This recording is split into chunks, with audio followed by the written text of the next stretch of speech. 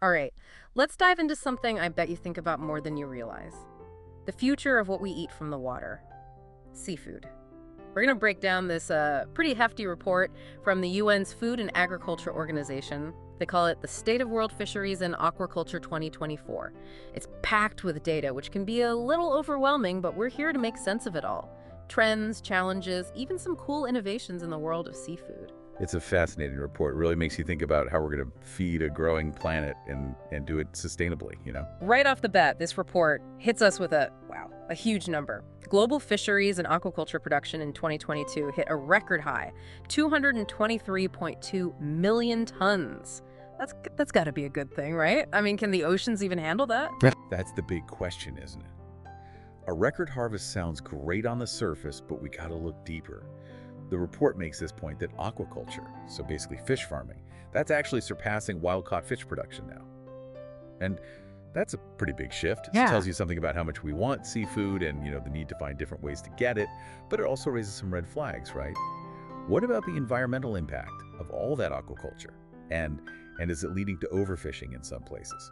So it's kind of like good news, bad news, all at the same time. We're producing more seafood, but we got to be careful about the long-term effects. The report talks about this idea of blue transformation as a way forward.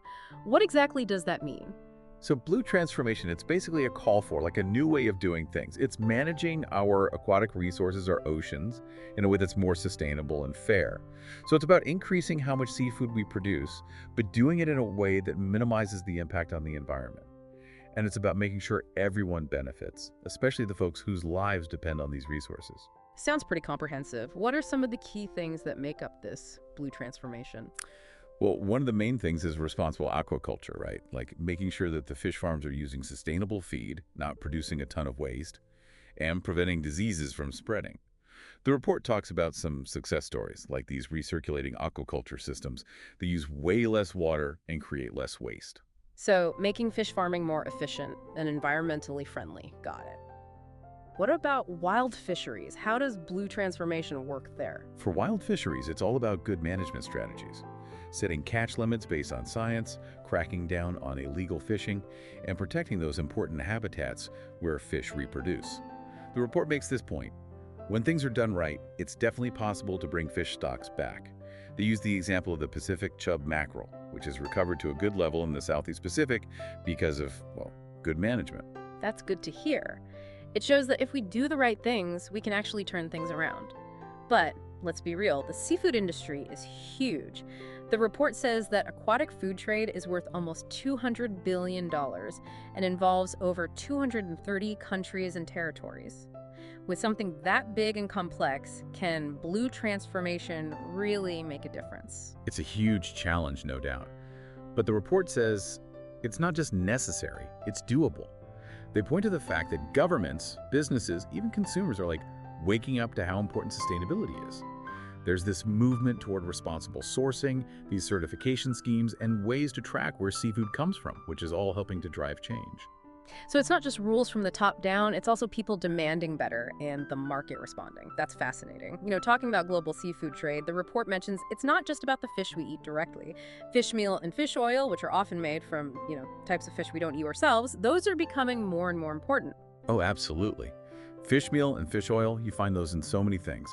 Aquaculture feed, of course, but also livestock feed, pet food, even in medicines. And this growing demand, it's putting extra pressure on certain fish stocks. That raises some ethical questions, doesn't it? Are we overfishing certain species just to feed farmed fish or to make pet food? Yeah, it's a valid concern for sure, and the report acknowledges that. We really have to think about the sustainability of all this fish meal and fish oil production. They talk about efforts to find alternative protein sources, things like insect meal or plant-based proteins. Those could help take some of the pressure off those wild fish stocks. Insect meal, huh? That's something I'll have to wrap my head around. But it makes sense, If we can find sustainable alternatives, it's good for everyone. So we've talked about the record harvest, the boom in aquaculture, this need for blue transformation, and this whole thing with fish meal and fish oil. It seems like the big question looming over all this is, can we keep producing and consuming seafood without, messing up the oceans and the ecosystems? Yeah, you hit the nail on the head. That is the central question. And the report doesn't sugarcoat it. They say that the percentage of fish stocks that are within biologically sustainable levels, that's going down. What that means is we're catching fish faster than they can reproduce, which puts those populations at risk. That is alarming. But does the report offer any solutions? Any reason for optimism? Well, even with the challenges, there are some bright spots. The report talks about success stories in managing some major species, which proves that effective fisheries management can work. It really can. They point to the UN Sustainable Development Goals, those SDGs you hear about, and how this blue transformation idea fits right in with them. It's about finding that balance between the economic needs, the social needs, and the environmental needs. It's about managing the oceans and all they provide in a way that benefits everyone now and in the future. So a lot moving parts, a complex puzzle, but it sounds like we're at least moving in the right direction. I think so. There's this growing awareness that everything in the ocean is connected, from the tiniest plankton to the biggest whales. And there's more and more commitment to finding solutions that work for everyone, not just for now, but for future generations. Okay, so we've covered a lot of ground here already, but before we go any further, I want to learn more about the specific technologies and innovations that are making the seafood industry more sustainable and efficient. Everyone loves a little cool tech, right? When I think about tech and seafood, I think about like those underwater farms you see in sci-fi movies. Are we anywhere near that? Underwater cities, not quite yet. But there's some amazing stuff happening. The report highlights these cutting-edge technologies that are already making a difference. For example, have you heard of these electronic monitoring systems they're using on fishing vessels? I haven't actually. What are they? They're like high-tech systems, using cameras and sensors to keep track of all the fishing activities. It's like a black box on an airplane, but for fishing boats. It gives you all this information on what's being caught, where, and how. The report actually mentions this program in Saudi Arabia. They're using it to make sure everyone's following the rules and to gather data to better manage the fisheries. So it's like an extra pair of eyes out there, making sure things are being done responsibly. Makes sense, especially with something as big as this industry. You can't be everywhere at once. What other tech are they using? Another cool area is these digital platforms for aquaculture management. These platforms let farmers monitor water quality, track the health of their fish, and just optimize their whole operation in real time. It's like a high-tech control center for fish farms. It helps them be more efficient, cut down on waste, and prevent diseases from breaking out. Sounds like the kind of tech that could really shake things up in the industry. Makes you wonder what else we might see in the future. Maybe even those underwater farms from the movies. Maybe. Who knows? Speaking of innovation, though, there's something else getting a lot of attention. Seaweed farming. The report highlights this. Its potential, it's a sustainable and nutrient-rich food source. I think it deserves a closer look. You're right. We talked about seaweed a little bit earlier, but I'm curious to know why it's such a promising solution, for the future of food. Well, think about it. Seaweed, it doesn't need land, it doesn't need fresh water, and it doesn't need fertilizers to grow. It's super efficient and sustainable as a food source. Plus, it's packed with nutrients, protein, vitamins, minerals, you name it. Makes it a really valuable part of our diet. And even beyond nutrition, seaweed farming can be good for the environment too. That's what's so cool about it. You mentioned that it takes up nutrients from the water, almost like a natural filter. Exactly. Seaweed can actually improve water quality by absorbing excess nutrients, and that helps prevent those harmful algal blooms. And as it grows, it absorbs carbon dioxide from the atmosphere, which could help with climate change. Plus, it provides a habitat for other marine life, which is good for biodiversity. So it's like an underwater superhero, fights pollution, fights climate change, and provides food. I'm sold. I'm going to try to eat more seaweed. You might be surprised by how versatile it is. You can put it in soups, and salads, smoothies, snacks, all kinds of stuff. Well, I'm always up for trying new things, especially if it's good for me and good for the planet. Speaking of the planet, we have to talk about climate change, right? It's impossible to ignore the impact it's having on our oceans.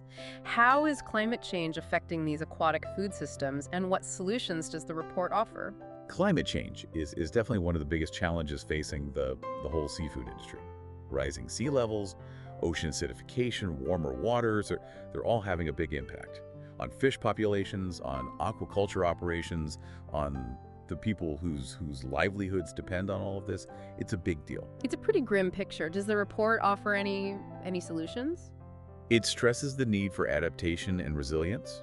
So that means coming up with new aquaculture techniques that are more resistant to those climate impacts, like breeding programs that focus on fish that can handle disease and changing water temperatures.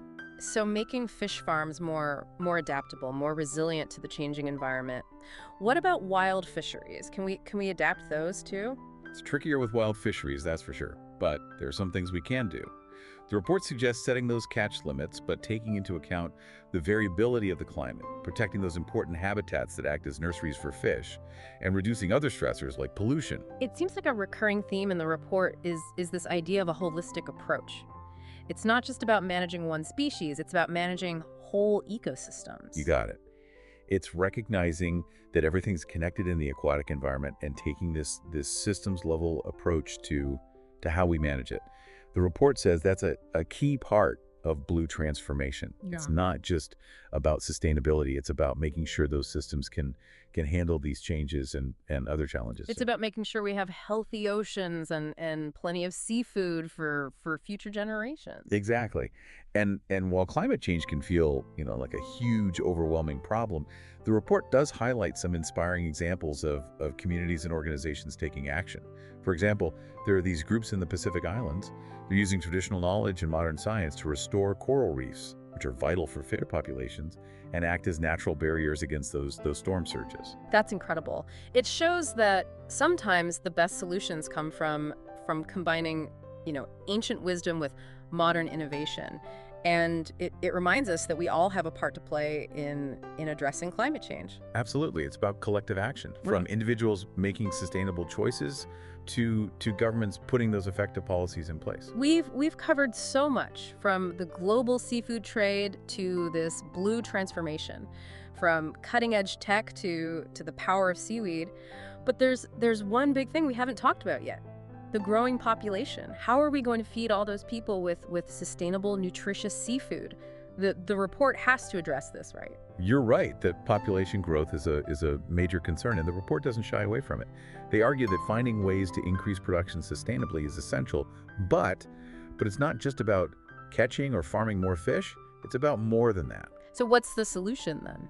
One really important area is reducing waste, like all along the supply chain. Did you know that a lot of the fish... I've heard that, but I never really thought about how much is actually wasted. What are the main sources of waste in the seafood industry? It happens at every stage, really. From losses at sea, from bad fishing gear or just how they handle the fish, to spoilage during transport and storage, to bycatch that gets thrown away, and even food waste in our own homes. It sounds like there are ways to improve things at every step. Exactly.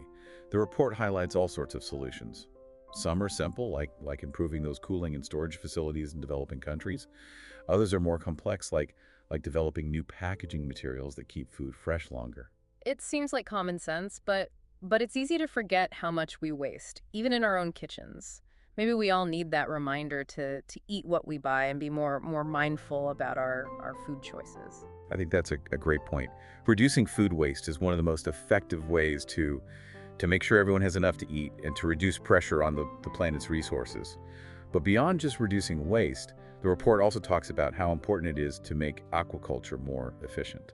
Okay, I'm interested. What does that involve? Well, one focus is developing new fish feeds that use less fish meal and fish oil. Right, because those often come from overfished stocks, which isn't sustainable. Exactly. So there's a lot of research happening right now looking for those alternative protein sources, things like insect meal or plant-based proteins. We talked about insect meal earlier, and I'll admit I was a little, unsure about it. But the more I think about it, it does make sense. It's sustainable, it's full of protein. It could really help take some of that pressure off of wild fish stocks.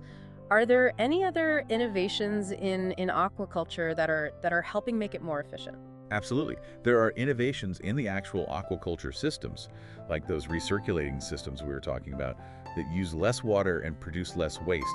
There are also advancements in breeding programs, disease management, even using artificial intelligence to kind of optimize the whole operation of a fish farm. It's amazing how technology is changing every part of the industry. It's a far cry from that traditional image of a small-scale fish farm. You said it, and it's exciting to see how this innovation is creating a more sustainable and efficient industry. But beyond just the technology, there's also this growing awareness of the importance of exploring these underutilized species. What do you mean by underutilized species? Well, right now we rely on a pretty small number of species for most of our seafood, but there are so many other species out there that are delicious and nutritious and could be sustainably harvested or farmed. So it's like expanding our palates, trying new things. Exactly. By diversifying our diets and looking beyond the usual, fish and chips, we can reduce pressure on those overfished species and help develop those more diverse and resilient aquatic food systems. I love that idea. It's good for everyone. Mm. We get to try new flavors and we're helping to build a more sustainable seafood industry. So we've talked about reducing waste, making aquaculture more efficient, and exploring new species. Are there any other key takeaways from the report when it comes to feeding a growing population? One of the biggest takeaways is that there's no magic bullet, no one solution. It's going to take a multifaceted approach. A lot of collaboration, innovation, and commitment from everyone involved, from governments and businesses to scientists and even consumers. It's about everyone working together to create a future where we can all enjoy, plenty of nutritious seafood without harming the oceans. You got it. And the report makes it clear we have a lot of work to do. But it also offers a message of hope. It highlights the amazing progress that's been made, in recent years and the growing awareness of just how important sustainability is. It's a reminder that we do have the power to create a better future for the oceans and for ourselves. That's an inspiring thought, and it brings us to the end of our discussion on the state of world fisheries and aquaculture. Yeah. We've talked about so much in this deep dive: record harvests and the challenges of sustainability, the promise of all this new technology, and that whole need for a blue transformation. It's clear that the future of what we eat from the ocean, it's complicated and there's no easy answer. But I gotta say, I'm feeling cautiously optimistic. Yeah, I agree. The report it's realistic about the challenges, but it also shows how much progress is being made and how much momentum there is behind this whole sustainable seafood movement. There is a lot to be hopeful about. What are some of the things that are giving you hope? Well, one thing is that people are realizing that we can't just keep doing things the way we've always done them. The blue transformation, with its focus on, sustainability, fairness, and resilience, it's gaining traction all over the world. It seems like a real shift in how we think about things, moving away from just producing as much as possible to considering how it all affects people and the planet. Exactly. And it's not just talk. We're seeing real action. Governments are making stronger policies to stop illegal fishing. Businesses are putting money into sustainable aquaculture. Things are happening. It's good to see that happening. But what about us, everyday people? What can we do to help create a more sustainable seafood future? Consumers are a huge part of this. Every time you buy seafood, you're kind of voting for the kind of industry you want. Choosing sustainable seafood, asking where it came from, reducing waste, all those things send a message. So it's about being informed and making good choices. But beyond that, what are some of the bigger changes that need to happen? One crucial thing is having strong policies and regulations to stop overfishing and illegal fishing. We need those science-based catch limits, those marine protected areas, and real enforcement to make sure everyone's following the rules. It sounds like a combination of rewards and punishments, giving people incentives to do the right thing and having consequences for those who break the rules. What about technology? We talked about some cool innovations earlier, but how can technology be used to really push sustainability forward? Technology can make a big difference, for sure. We need more research and development to find more sustainable ways of fishing and farming, like coming up with fishing gear that reduces bycatch, that accidental catch of unwanted species, exploring those alternative feed sources for aquaculture, and using things like data and artificial intelligence to optimize the operations and cut down on that waste. So it's about using our ingenuity to find smarter ways to produce seafood without damaging the environment. But technology isn't the whole story, is it? What about the social and economic side of the seafood industry? Right, technology is important, but it's not everything. We need to make sure that the benefits of a sustainable seafood industry are shared fairly, and that the people who rely on these resources for their livelihoods, that their needs are met. That means supporting small-scale fishers and aquaculture farmers, giving them access to training and resources, and promoting fair labor practices. It's about creating a system that's fair for everyone, not just a few. Exactly. And that's really what the blue transformation is all about. It's about creating a future where everyone has access to healthy oceans and plenty of seafood, not just a lucky few. That's a vision worth working toward. So as we wrap up this deep dive, what are some final thoughts you want to leave our listeners with? What are some of the key takeaways you hope they'll remember? I think that the most important takeaway is that we all have a say in the future of our seafood. Every choice we make, from the seafood we buy to the policies we support, it all makes a difference. We have the power to create a more sustainable and fair seafood system. It's about being informed, being engaged, and knowing that we can all make a difference. We've covered some really complex stuff in this deep dive, but I hope it's left you feeling hopeful and inspired, knowing that there are solutions and that we can all be part of creating a better future for our oceans and all the amazing things they provide. I couldn't have said it better myself. Thanks for joining us on this journey. Until next time, happy diving.